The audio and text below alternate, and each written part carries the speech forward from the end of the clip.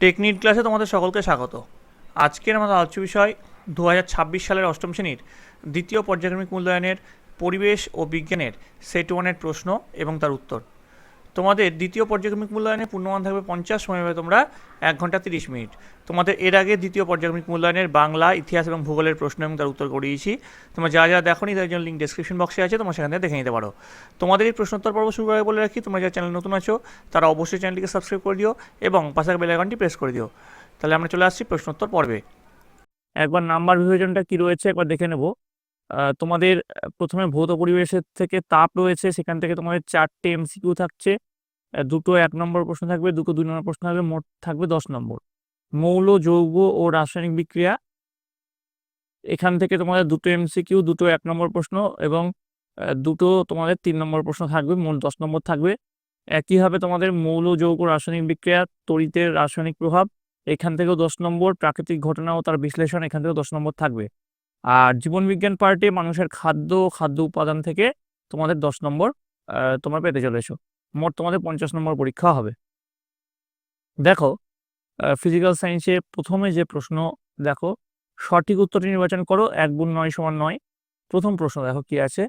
অনুঘটকের সক্রিয়তা বৃদ্ধি নির্ভর করে আয়তনের উপর, ভরের উপর, ক্ষেত্রফলের উপর নাকি ঘনত্বের উপর? উত্তর হচ্ছে ক্ষেত্রফলের উপর।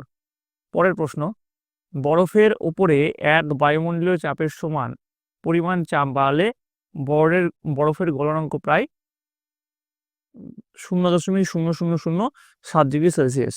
সো সি হচ্ছে সঠিক উত্তর। কতটা কমে আগেরটা ছিল। এবার দেখো, হিমমিশ্র হলো বরফ ও নুনের মিশ্রণ। পরের প্রশ্ন, H2S + 2FeCl3 + S, দেখো এখানে প্লাস হবে না, এখান থেকে হচ্ছে S + 2FeCl2 + 2HCl। তো বলেছে প্রদত্ত বিক্রিয়ার জারক পদার্থ কোনটি? উত্তর হচ্ছে FeCl3। পরের প্রশ্ন চলে যাবো আমরা। দেখো, জলের বাষ্পীভবনের লীন তাপ কত? 537 ক্যালোরি/গ্রাম। ঠিক আছে। এবার দেখো, পরের প্রশ্ন চলে যাবো আমরা। সূর্য থেকে পৃথিবীতে তাপ আসে বিকিরণ পদ্ধতিতে। পরের প্রশ্ন 7 নম্বর, অম্লায়িত জলের তড়িৎ বিশ্লেষণে অ্যানোডে উৎপন্ন হয় অক্সিজেন। নেক্সট, প্রদত্ত কোনটি তড়িৎ বিশ্লেষ্য পদার্থ নয়? উত্তর হচ্ছে চিনি। পরের প্রশ্ন চলে যাবো। দেখো, বজ্রগর্ভ মেঘের নিচের দিকে থাকা আধান ঋণাত্মক। পরের প্রশ্ন, নিম্নলিখিত প্রশ্নের উত্তর দাও, যে কোনো 7টি। 1 × 7 = 7। প্রথম প্রশ্নে চলে যাবো। দেখো, প্রথম প্রশ্ন কি রয়েছে। প্রথম প্রশ্ন আমাদের রয়েছে, কোন কোন ধাতু মিশিয়ে ফিউজ তার তৈরি করা হয়? উত্তর লিখবে টিন ও সীসা। পরের প্রশ্ন, একটি সুপরিবাহী পদার্থের উদাহরণ দাও। তামা, অ্যালুমিনিয়াম, লোহা বা যে কোনো ধাতু। পদার্থের প্রশ্ন। পরের প্রশ্ন দেখো, প্রস্রাবাগারের ঝাঁঝালো গন্ধ কোন গ্যাসের? উত্তর হচ্ছে অ্যামোনিয়া গ্যাসের। নেক্সট, লীন তাপের সংজ্ঞা লেখো। উত্তর লিখবে উষ্ণতার পরিবর্তন না ঘটিয়ে একক ভরের কোনো পদার্থের অবস্থার পরিবর্তনে যে পরিমাণ তাপ গৃহীত বা বর্জিত হয় তাকে ওই পদার্থের ওই নির্দিষ্ট অবস্থার পরিবর্তনের লীন তাপ বলে। পরের প্রশ্ন, মোর্চের সংকেত লেখো। উত্তর হচ্ছে Fe2O3NH2O, আর্দ্র ফেরিক অক্সাইড। পরের প্রশ্ন, ব্যাটারির ধনাত্মক প্রান্তের সঙ্গে যুক্ত তড়িৎদ্বারকে কি বলে? উত্তর হচ্ছে অ্যানোড। নেক্সট দেখো, টর্চ বা রেডিওতে ব্যবহৃত তড়িৎ কোষকে কি বলে? উত্তর হচ্ছে শুষ্ক কোষ বা ড্রাই সেল। নেক্সট, গ্যালভানাইজড লোহা কাকে বলে? উত্তর লিখবে লোহার উপর দস্তার পাতলা প্রলেপ দিয়ে লোহাকে মরিচার হাত থেকে রক্ষা করার পদ্ধতিকে গ্যালভানাইজেশন বলে এবং এইভাবে প্রস্তুত লোহাকে গ্যালভানাইজড লোহা বলে। নেক্সট প্রশ্ন দেখো, নিচের প্রশ্নগুলির সংক্ষিপ্ত উত্তর দাও, যে কোনো দুটি। 2 × 2 = 4। প্রথম প্রশ্ন চলে যাবো, থার্মোফ্লাক্সের কার্যনীতি সম্পর্কে লেখো। তো কার্যনীতি লিখবে, কাঁচ তাপের কুপরিবাহী এবং কাঁচপাত্র ও ধাতব বা প্লাস্টিকে আবরণের মধ্যবর্তী স্থান নরম কুপরিবাহী দিয়ে পৃথক থাকার ফলে এবং পাত্রের মুখে থাকা কর্কের ছিপিও অন্তরক পদার্থ হওয়ায় পরিবহন পদ্ধতিতে বাইরের বায়ুর সঙ্গে ফ্লাস্কে থাকা তরলের তাপীয় আদান প্রদান ঘটতে পারে না। আবার কাঁচপাত্রের দুটি দেওয়াল প্রায় বায়ুশূন্য থাকায় পরিবহন ও পরিচালন পদ্ধতিতে বাইরে থেকে তাপ ভেতরে যেতে বা ভেতর থেকে বাইরে আসতে পারে না। কাচের দেওয়াল দুটির মুখোমুখি অংশ পারদ বা রূপোর প্রলেপ লাগিয়ে চকচকে করা হয়। ফলে বিকিরণ পদ্ধতিতে তাপ সঞ্চালন ঘটার সময় মসৃণ পৃষ্ঠ থেকে বিকীর্ণ তাপ প্রতিফলিত হয়ে যায়। ফলে এই পদ্ধতিতে তাপ সঞ্চালনও ব্যাহত হয়। সুতরাং সংশ্লিষ্ট ব্যবস্থাগুলির মাধ্যমে তাপ সঞ্চালনের তিনটি প্রক্রিয়ায় কার্যকরী হওয়ার সুযোগ না থাকায় দীর্ঘ সময়ের জন্য ফ্লাস্কের অভ্যন্তর এবং বাইরের পরিবেশের মধ্যে তাপের গ্রহণ ও বর্জন ঘটে না, ফলে উষ্ণতাও অপরিবর্তিত থাকে। তো এটাই হচ্ছে থার্মোফ্লাস্কের কার্যনীতি। নেক্সট দেখো, 400 গ্রাম অ্যালুমিনিয়ামের তাপমাত্রা 30 ডিগ্রি থেকে 70 ডিগ্রিতে আনতে কত ক্যালোরি তাপের প্রয়োজন?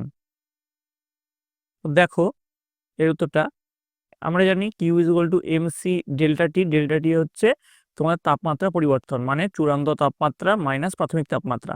চূড়ান্ত তাপমাত্রা হচ্ছে 70 ডিগ্রি সেলসিয়াস, প্রাথমিক হচ্ছে 30 ডিগ্রি। তাহলে তাপমাত্রা পরিবর্তন হচ্ছে 70 থেকে 30 বাদলে 40 ডিগ্রি সেলসিয়াস। আচ্ছা, অ্যালুমিনিয়ামের ভর আমরা পেয়েছি 400 গ্রাম দিয়ে দিয়েছে। অ্যালুমিনিয়ামের আপেক্ষিক তাপ বলেছে 0.21 ক্যালোরি পার গ্রাম। তো এবার যদি আমরা কিউ নির্ণয় করতে চাই তাহলে এম সি আর ডেল্টি এর মানটা বসিয়ে দেবো। তো সেক্ষেত্রে আমরা যেটা পাবো সেটা হচ্ছে 400 ইন্টু 0.21 ইন্টু 40 ক্যালোরি, তো 3360 ক্যালোরি। এটাই হচ্ছে এই প্রশ্নের উত্তর। পরের প্রশ্ন দেখো, সন্ধেবেলায় শিশির পড়ে না অথচ গভীর রাতে শিশির পড়ে কেন? তো দেখো এর উত্তরটা এখানে ডিসপ্লে হচ্ছে, আমি আর পড়লাম না, পড়লে ভিডিওটা লম্বা হয়ে যাবে, তোমাদেরই ভিডিওটা দেখতে ইন্টারেস্ট লাগবে না, তার জন্য আমি আর পড়লাম না। তোমরা ভিডিওটা পজ করে সুন্দর করে খাতায় টুকে নাও। আশা করি তোমার ভিডিওটা পজ করে সকল দেখে নিয়েছো। এবার চলে আসছি পরবর্তী প্রশ্ন। নিচের প্রশ্নগুলি উত্তর দাও, বিকল্প প্রশ্নগুলি লক্ষণীয়। 3 × 5 = 15। প্রথম প্রশ্ন, একটি রাসায়নিক বিক্রিয়ার সাহায্যে দেখাও যে জারণ বিজারণ একসঙ্গে ঘটে। তো দেখো এই রাসায়নিক বিক্রিয়াটা এখানে দেখানো হয়েছে। এখানে PbS H2O2 দ্বারা জারিত হয়ে PbSO4 উৎপন্ন করে এবং H2O2 বিজারিত হয়ে জলে পরিণত হয়। ঠিক আছে, তো এই যে উত্তরটা এখানে লেখানো হয়েছে, এই উত্তরটা লিখলেই কিন্তু এটা হয়ে যাবে। আমি পড়লাম না, চলে আসছি পরবর্তী প্রশ্ন। 2 নম্বর, এটা অথবা আছে দেখো, জারণ ও বিজারণের মধ্যে 3টি পার্থক্য লেখো। এখানে কোন কোন বিষয়ের উপর পার্থক্যটা লেখানো হয়েছে দেখো, ইলেকট্রন গ্রহণ বর্জন, অক্সিজেন গ্রহণ বর্জন আর হাইড্রোজেন গ্রহণ বর্জন, এইসব বিষয়ের উপর পার্থক্য লেখানো হয়েছে। তো পার্থক্যটা একবার দেখে নিও, আমি পড়লাম না, চলে আসছি পরবর্তী প্রশ্ন।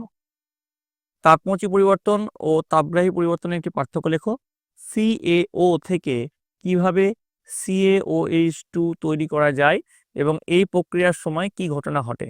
তো দেখো পার্থক্য কি লেখা আছে, সংজ্ঞাগত পার্থক্য লেখানো হয়েছে তাপমৌচি রাসায়নিক পরিবর্তন আর তাপগ্রাহী রাসায়নিক পরিবর্তনের মধ্যে। আর তারপরে দেখো CaO থেকে কিভাবে CaOH2 তৈরি করা যায় তার উত্তরটা এখানে নিচে লেখানো হয়েছে এবং নিচের ইকুয়েশনটাও তোমাদের এখানে দিয়ে দেওয়া হয়েছে। আশা করি তোমরা সকলে দেখে নিয়েছো। চলে আসছি পরবর্তী স্লাইডে। তড়িৎ বিশ্লেষণের 3টি গুরুত্বপূর্ণ ব্যবহার সংক্ষেপে বর্ণনা করো। এবার দেখো এখানে 3টি গুরুত্বপূর্ণ ব্যবহার জানতে চেয়েছে। প্রথম ব্যবহার হচ্ছে ধাতু নিষ্কাশনে, দ্বিতীয় ব্যবহার হচ্ছে ধাতু পরিশোধনে, তৃতীয় ব্যবহার হচ্ছে তড়িৎ লেপনে। ঠিক আছে, তো 3টি গুরুত্বপূর্ণ ব্যবহার 3টে পয়েন্টের সাহায্যে দেখানো হয়েছে।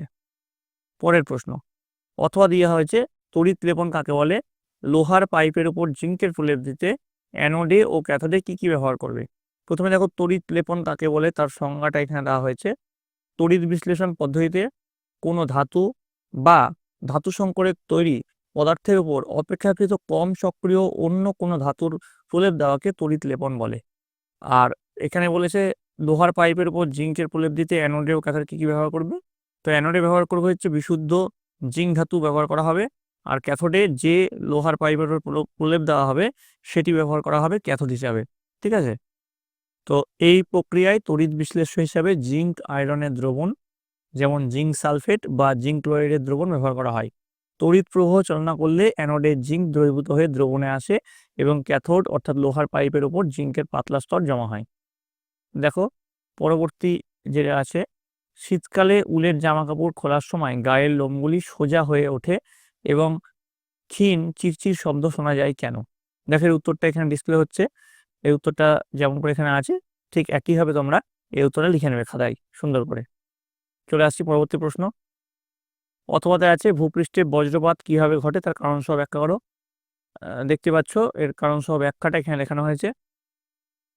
আশা করি তোমরা সকলে ভিডিওটা পজ করে এর উত্তরটা লিখে নিয়েছো। পরেরটা দেখো, পারদ কি তড়িৎ বিশ্লেষ্য? যুক্তি দাও। সব তড়িৎ বিশ্লেষণই তড়িৎ পরিবাহী, কিন্তু সব তড়িৎ পরিবাহী তড়িৎ বিশ্লেষণ নয়, ব্যাখ্যা করো। দেখো উত্তরটা একটু ভিডিওটা ফাস্ট ফরওয়ার্ড করে দিলাম, এর উত্তরটা তোমরা দেখে নাও। আশা করি তোমরা সকলে ভিডিওটা পজ করে দেখে নিয়েছো। চলে আসবো পরবর্তী প্রশ্ন। এলইডি কি?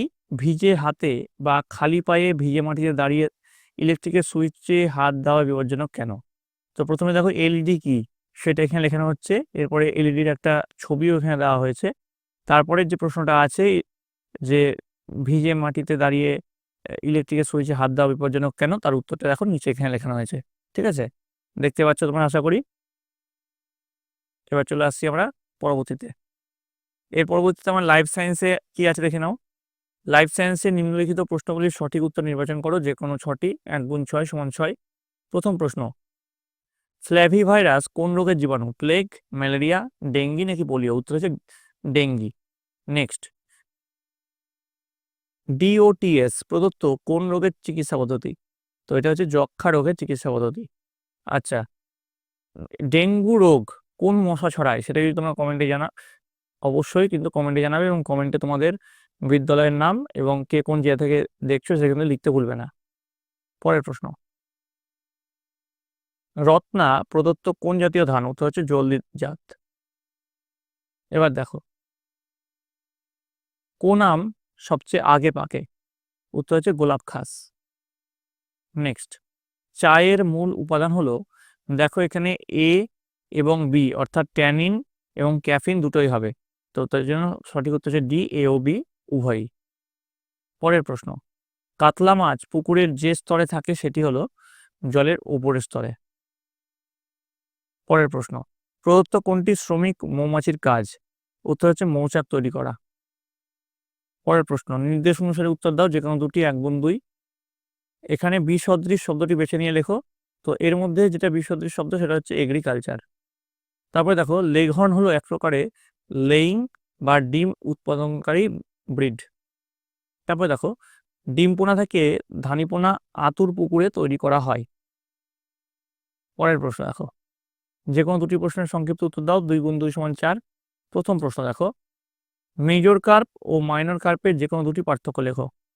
তো দেখো দুটি পার্থক্য কি কি বিষয়ের উপর লেখানো হয়েছে? আকার ও বৃদ্ধির বিষয়ে আর বাণিজ্যিক গুরুত্ব, এই দুই বিষয়ে লেখানো হয়েছে। তোমরা একবার লিখে নিও সুন্দর করে। চলে আসবো পরবর্তী প্রশ্ন, মধুর উপাদানগুলির নাম লেখো। তো মধুর প্রধান উপাদানগুলি কি ছিল? শর্করা, জল, এনজাইম, ভিটামিন, খনিজ লবণ, অ্যামাইনো অ্যাসিড, পরাগরেণু আর অ্যারোমা যৌগ। ঠিক আছে, এগুলো হচ্ছে মধুর উপাদান। পরের প্রশ্ন, স্টক ও সিয়ন কি? তো দেখো এর উত্তর এখানে তোমাদের ডিসপ্লে করা হলো, এর উত্তরটা তোমরা লিখে নিও। স্টক আর সিয়ন দুটো সংজ্ঞাই কিন্তু এখানে লেখানো হয়েছে। চলে আসবো পরবর্তী প্রশ্ন, কলেরা ও ম্যালেরিয়ার জীবাণুর বিজ্ঞানসম্মত নাম। কলেরার জীবাণুর বিজ্ঞানসম্মত নাম লেখানো হয়েছে ভিব্রিও কলেরি, আর ম্যালেরিয়ার জীবাণুর বিজ্ঞানসম্মত নাম হচ্ছে প্লাজমোডিয়াম। তো এরকম ম্যালেরিয়ার বিভিন্ন প্রজাতি আছে, সেক্ষেত্রে আমরা সুবিধার্থে আমরা প্লাজমোডিয়াম কথাটাই শুধু ব্যবহার করি, যেহেতু অনেক রকম প্রজাতি আছে, তার জন্য একসঙ্গে বোঝানোর জন্য প্লাজমোডিয়ামটা ব্যবহার করি। পরেরটা দেখো, যে কোনো একটি প্রশ্নের উত্তর দাও। 3 গুণ 1 সমান 3। প্রথম প্রশ্ন দেখো কি আছে, জৈব সার রাসায়নিক সার অপেক্ষা উৎকৃষ্ট কেন? তো দেখো কেন উৎকৃষ্ট তার কারণগুলি নিচে আলোচনা করা হচ্ছে। কি কি পয়েন্টের ভিত্তিতে লেখানো হয়েছে? মাটির স্বাস্থ্য উন্নয়ন, অণুজীবের কার্যকলাপ বৃদ্ধি, পুষ্টি উপাদানের সরবরাহ, পরিবেশ বান্ধব, আর মাইক্রো নিউট্রিয়েন্টের সরবরাহ। এইসব বিষয়ের উপর এর উত্তরে লেখানো হয়েছে, তোমরা একইভাবে এর উত্তরে লিখে নেবে। পরের প্রশ্ন, ডিপ লিটার পদ্ধতি কাকে বলে? আর ব্যাটারি খাঁচায় কেন মুরগিদের রাখা হয়? তো প্রথমে দেখো ডিপ লিটার পদ্ধতি সম্বন্ধে এখানে লেখানো হয়েছে, মুরগি পালনের একটি পদ্ধতি যেখানে মুরগির ঘরের মেঝেতে কাঠের গুঁড়ো, ধানের তুষ, খড় বা অন্যান্য শোষক পদার্থ পুরু স্তরে বিছিয়ে দেওয়া হয়। এই স্তরটি মুরগির মলমূত্র শোষণ করে এবং ধীরে ধীরে ফার্মেন্টেশনের মাধ্যমে জৈব সারে পরিণত হয়। এই পদ্ধতিতে লিটার শুষ্ক ও আলগা থাকে এবং এটি মুরগিদের উষ্ণতা প্রদান করে। ঠিক আছে, এবার দেখো ব্যাটারি খাঁচায় কেন মুরগিদের রাখা হয়, তার উত্তরটা পরের স্লাইডে লেখানো হয়েছে। দেখো বাণিজ্যিক ডিম উৎপাদনের জন্য ব্যাটারি খাঁচা ব্যবহার করা হয়, কারণ এটি, দেখো এই পয়েন্ট ওয়াইজ লেখানো হয়েছে, তোমরা একবার দেখে নিও। ঠিক আছে, আমি আর পড়ছি না। শস্য আবর্তন কাকে বলে, এর গুরুত্ব কি? প্রথমে দেখো, শস্য আবর্তনের সংজ্ঞা লেখানো হয়েছে, বা ফসল চক্র যাকে বলছে।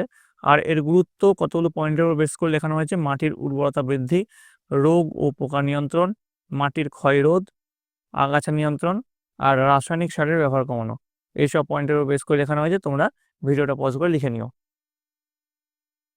তো এই গেল তোমাদের অষ্টম শ্রেণীর দ্বিতীয় পর্যায়ক্রমিক মূল্যায়নের পরিবেশ ও বিজ্ঞানের হলিস্টিক প্যাটার্নজি প্রশ্ন এবং তার উত্তর। তোমাদের যদি এই ভিডিওটা ভালো লেগে থাকে অবশ্যই একটু লাইক করবে, বন্ধুদের কাছে অনেক অনেক শেয়ার করবে। আর এর পরবর্তীতে তোমরা কোন সাবজেক্টের প্রশ্ন হতে চাও সেটা কিন্তু অবশ্যই কমেন্ট লিখে জানাবে। কমেন্টে তোমাদের বিদ্যালয়ের নাম এবং কে কোন জায়গা থেকে দেখছো সেটা কিন্তু লিখতে একদমই ভুলবে না। আর তোমরা তোমাদের বইটা আগে খুঁটিয়ে পড়বে, তারপরে কিন্তু এই প্রশ্নের উত্তরগুলো করতে যাবে। তোমাদের জন্য আমি চ্যাপ্টারের সাজেশন খুব তাড়াতাড়ি নিয়ে আসছি, তার জন্য তোমাদের এই চ্যানেলটি অবশ্যই সাবস্ক্রাইব করে রাখতে হবে। তো তোমরা মন দিয়ে ভালো করে পড়াশোনা করো। তোমরা সকলে ভালো থাকো, তোমরা সকলে সুস্থ থাকো।